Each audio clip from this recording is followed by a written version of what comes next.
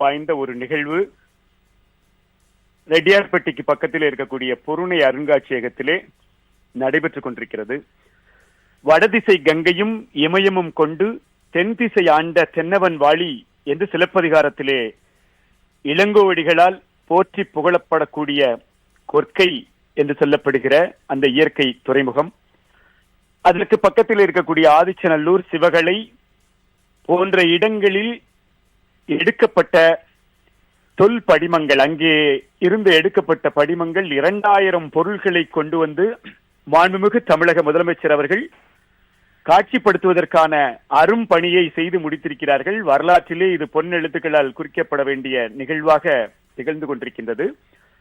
முன்னோருடைய வணிகமாக இருந்தாலும் சரி, விவசாயமாக இருந்தாலும் சரி, வாழ்வியல் முறைகளாக இருந்தாலும் சரி, இப்போது இருக்கக்கூடிய ஜென் தலைமுறை என்று சொல்லுகிறோமே, அந்த தலைமுறைக்கு நாம் காட்சிகளோடு சான்றாதாரங்களோடு காட்ட வேண்டிய நிலையிலே நாம் இருந்து கொண்டிருக்கின்றோம். குறிப்பாக நாம் சொல்ல வேண்டும் என்று சொன்னால், 13 ஏக்கரிலே இத்தனை பெரிய ஒரு அருங்காட்சியகம் தமிழ்நாட்டிலே இதுதான் முதல் அருங்காட்சியகமாக திகழ்கிறது. தமிழ்நாட்டில் மொத்தம் 32 அருங்காட்சியகங்கள் இருக்கின்றன. 54,000 சதுர அடி கொண்ட ஒரு மிகப்பெரிய அருங்காட்சியகமாக இந்த அருங்காட்சியகம் திகழ்ந்து கொண்டிருக்கிறது. பார்க்க பார்க்க பிரமிப்பூட்டுகிறது. சிவகளை என்று சொல்லப்படுகிற அந்த இடத்தில்தான் 8,900 அதாவது சதுர அடிகளிலே அந்த தரைத்தளமானது உருவாக்கப்பட்டிருக்கின்றது. ஆதிச்சநல்லூர் என்கிற அந்த தொல்லியல் களம் ஜகோர் என்கிற அந்த அறிஞரால் 1876 முதலிலே அகழ்வாய்வு செய்யப்பட்டது. சரித்திர முக்கியத்துவம் வாய்ந்த ஒரு களம் எது என்று சொன்னால் ஆதிச்சநல்லூர். இன்றைக்கு வரலாற்றை நாம் திரும்பி பார்க்க வேண்டிய ஒரு சூழலிலே, வரலாறு என்பது தென்னகத்தில் இருந்து எழுதப்பட வேண்டும் என்பதற்கு சான்றாக இன்றைக்கு ஆதிச்சநல்லூர் களமானது திகழ்ந்து கொண்டிருக்கின்றது. ஜகோர் அவர்களும் அலெக்சாண்டர் ரியா அவர்களும் ஆதிச்சநல்லூர் களத்திலே செய்த ஆய்வுகளினுடைய விளைவாக இன்றைக்கு மிகப்பெரிய ஒரு அருங்காட்சியகம் இன்றைக்கு உருவாக்கப்பட்டிருப்பதை கண்டு ஒரு தமிழ் பேராசிரியராக நான் மகிழ்வடைகின்றேன்.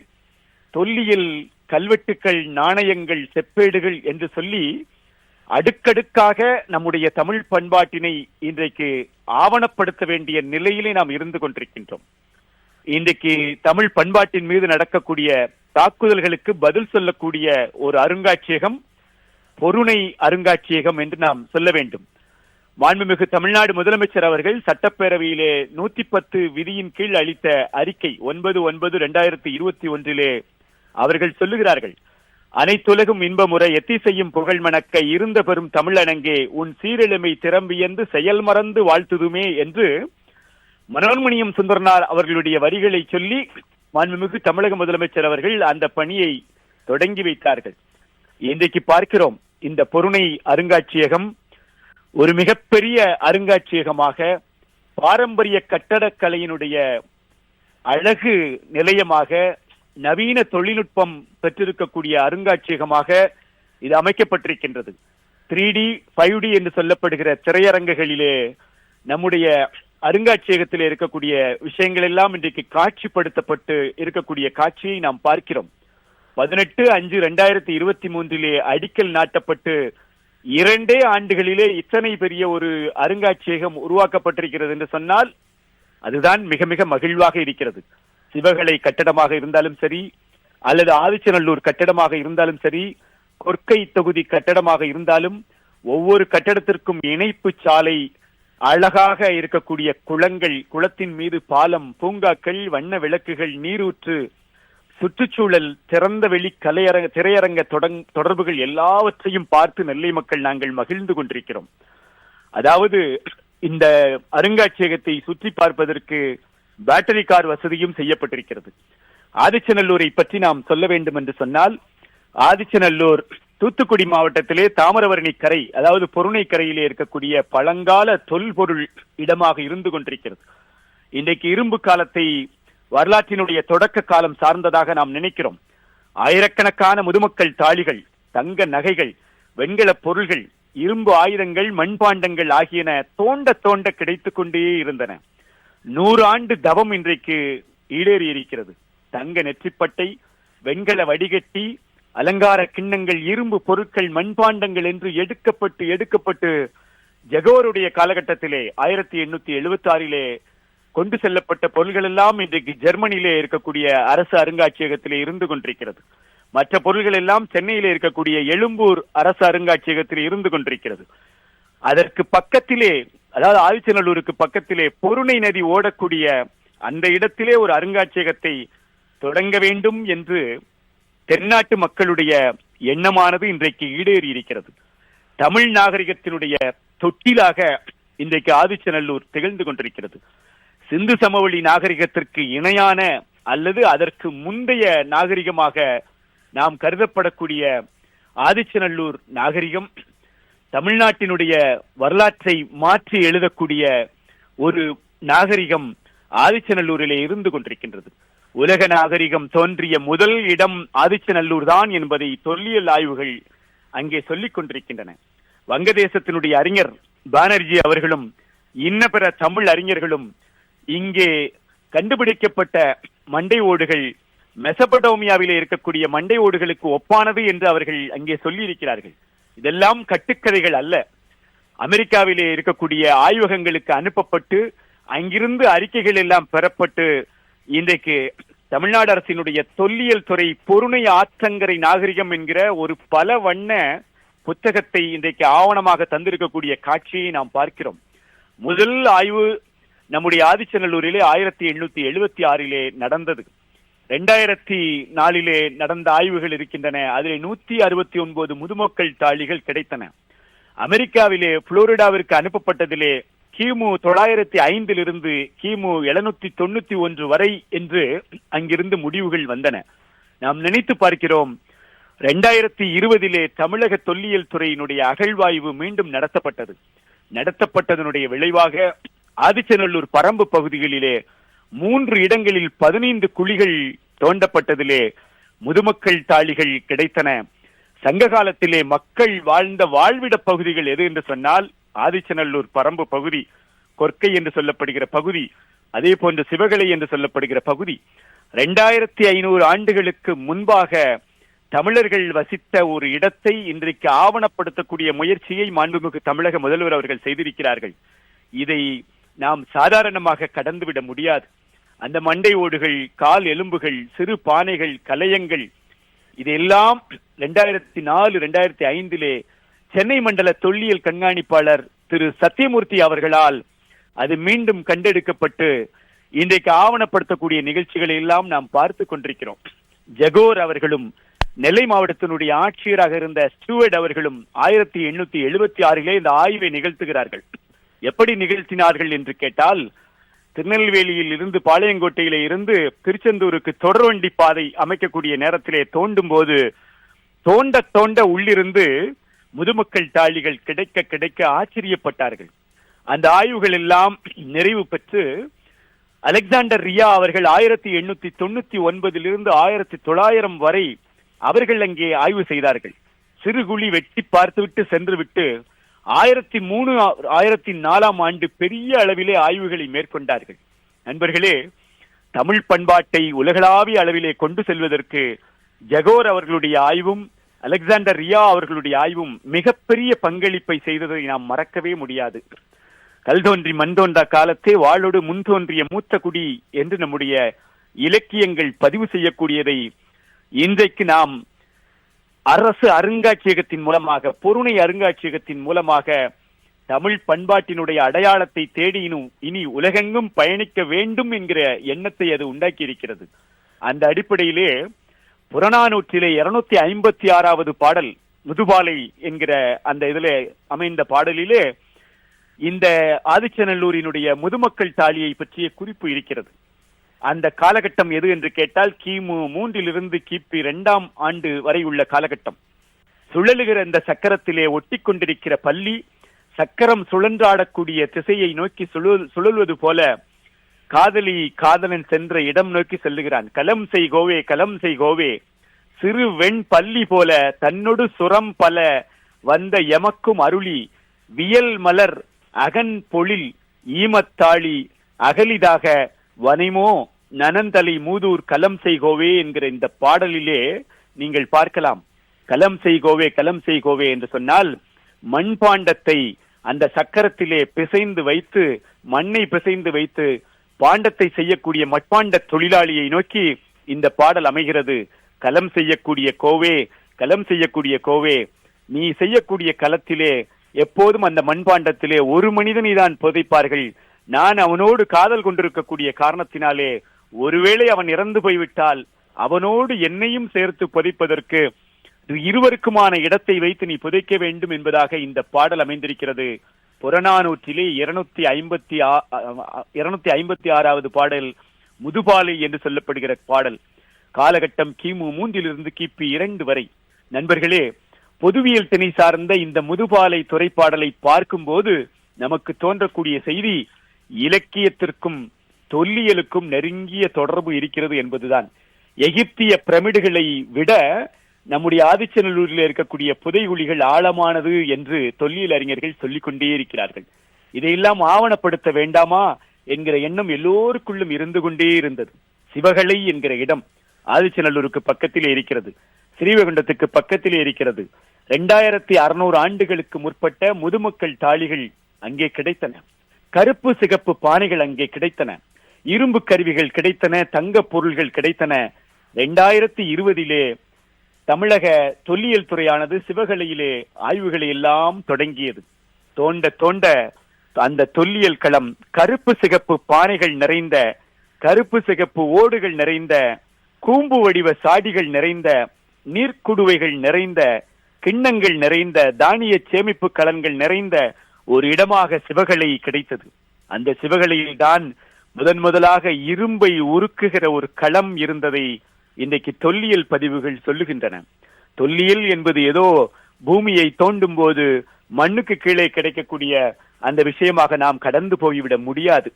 நேற்றைய வேர்களை நாம் நன்றாக அறிந்தால் மட்டுமே நாளையை நோக்கி நம்முடைய பிள்ளைகளை நாம் கொண்டு செல்ல முடியும். கொற்கை என்கிற துறைமுகத்தை பார்க்கிறோம். இன்றைக்கு பாண்டிய நாட்டினுடைய முதல் தலைநகரமாக, பாண்டிய நாட்டினுடைய துறைமுக பட்டினமாக இருந்த கொற்கை என்கிற அந்த இடத்தில் 1960 நடந்த அகழ்வாய்வுகளை எல்லாம் பார்க்கிறோம். சங்ககால துறைமுகம், அதாவது சங்ககாலம் என்று சொல்லப்படுகிற அந்த காலகட்டத்திலே நற்றினை நல்ல குறுந்தொகை 500 பதிற்று 10 ஓங்கு பரிபாடல் கற்றறிந்தார் ஏத்தும் கலி அகம்புறம் என்ற இத்திறந்த 8 தொகை என்று சொல்லுகிறோமே, அந்த 8 தொகை இலக்கியங்களிலே கொற்கையை பற்றிய குறிப்புகளை எல்லாம் பார்க்க முடிகிறது. 10 பாட்டு என்று சொல்லப்படுகிற இலக்கியங்களிலே கொற்கையை பற்றிய குறிப்புகளை எல்லாம் நம்மால் பார்க்க முடிகிறது.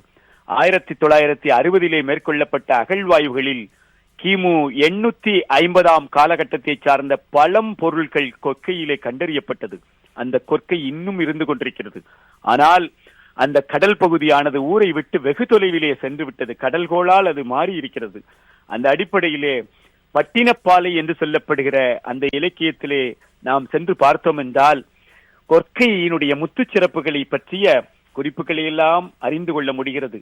ஜோடி குருஸ் அவர்கள் கொற்கை என்று சொல்லப்படுகிற அந்த தலைப்பை வைத்து ஒரு புதினத்தை தந்திருக்கிறார்கள்.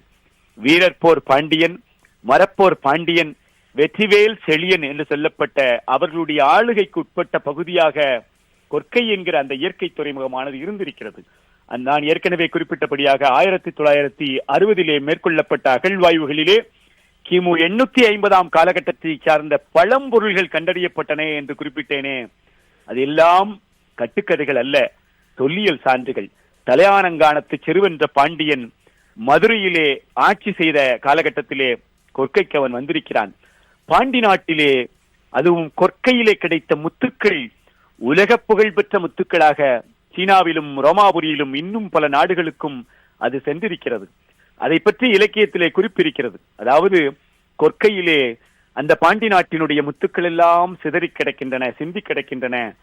பாண்டியன் அங்கே குதிரையிலே வரும்போது அவனுடைய குதிரையினுடைய குழம்பிற்குள் காலிலே அந்த கொற்கையினுடைய முத்துக்கள் எல்லாம் மாட்டிக்கொண்டு அதனுடைய வேகத்திற்கு இடையூறாக அமைந்தது என்று சொல்லக்கூடிய காட்சிகளை எல்லாம் நாம் பார்த்து கொண்டிருக்கிறோம். அந்த கொற்கையிலே வலம்புரி சங்குகள் அங்கே நிறைய உண்டு. வேங்கடமலை யானைகளை கொண்டு இந்த முத்துக்களை பாதுகாத்தார்கள் என்கிற குறிப்பை நாம இந்த கொற்கையிலே பார்க்க முடிகிறது. அந்த கொற்கையும் சிவகலையும் தொழுக்கற்பட்டியும் ஆதிச்சநல்லூரில் இருந்து கிடைத்த பொருள்கள் 2000 பொருள்கள், ஒன்று இரண்டு அல்ல. இந்த 2000 பொருள்களையும் நாம் ஆவணப்படுத்தி வைக்காவிட்டால் அடுத்த தலைமுறைக்கு இந்த செய்திகளை கொண்டு செல்ல முடியாது. அதைத்தான் மாண்புமிகு தமிழக முதலமைச்சர் அவர்கள் ஒரு மிகப்பெரிய பொருணை அருங்காட்சியகம் என்கிற ஒரு அருங்காட்சியகத்தை தொடங்கி வைத்து இன்றைக்கு வரலாற்று முக்கியத்துவம் வாய்ந்த அந்த செயலை நிகழ்த்தி இருக்கிறார்கள்.